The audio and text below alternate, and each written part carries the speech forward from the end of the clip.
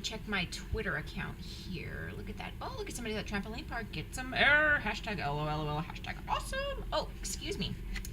I'm going to talk a little bit about global communication and digital communication and how it affects the country that we live in and also outside countries.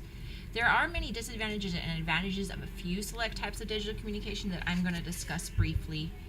Emailing, text messaging, and social media such as Facebook, Twitter, all have its disadvantages and advantages that can often lead, to bullying, harassment, dropped calls, low internet connections, and also it can ultimately lead to death, and we've seen some of that in our newspapers today.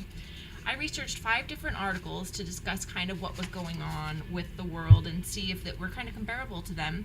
The first article was in China. It talked a little bit about political effects of digital communication and disadvantages and advantages of using it. Some other ones talked specifically about cell phone usage and texting and how we lose the aspect of face-to-face communication by texting or emailing, and how the message can come across negative in some cases. Now, there are key opportunities and problems with each specific type. For instance, text messaging. You can't get that face-to-face that you normally would get and understand that somebody may not be more as abrasive as your text message or email may come across.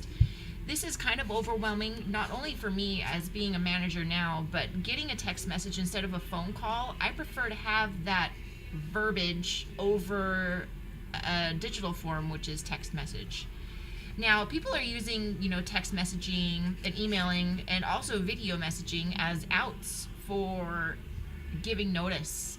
We see it on YouTube all the time of people trying to one-up somebody else for giving their notice. They're dancing in their place of employment and throwing papers up in the air and stuff like that. I think that people need to take a step back and actually look and see what's professional and how it will ultimately affect them in the future. That doesn't go away. People can use that no matter what it is, if it's digital, social, Facebook, etc.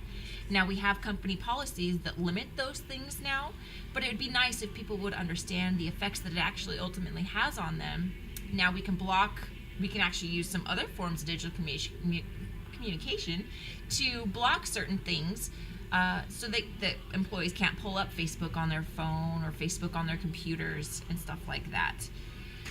Now, there are, many disadvantages and advantages. We've seen kids bully other kids via text messaging. The ultimate thing for me, I see digital communication as a disadvantage, is not having that face-to-face communication. Now, if we fully understand the extent of digital communication, we'll be set. Thank you.